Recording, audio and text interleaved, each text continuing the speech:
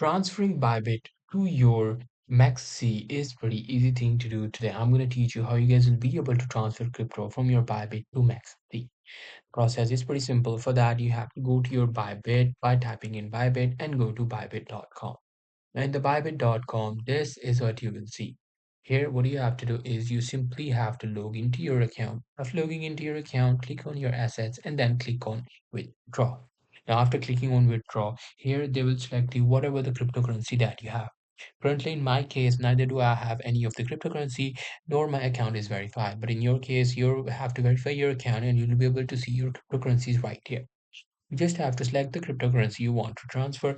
After selecting the cryptocurrency, you just have to go to your Mexc website or Mexc app and then go to receive section, and then in the receive section you'll easily be able to get your wallet address.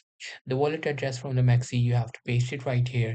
It will ask you for the recipient wallet address, just put it right here and it will confirm it, and it will want you to verify it before sending it. And there you go. After verification, your crypto will be transferred from your Bybit to your Mexc. So that's pretty much it. That's how you'll be able to do it. Hope you guys find this video helpful.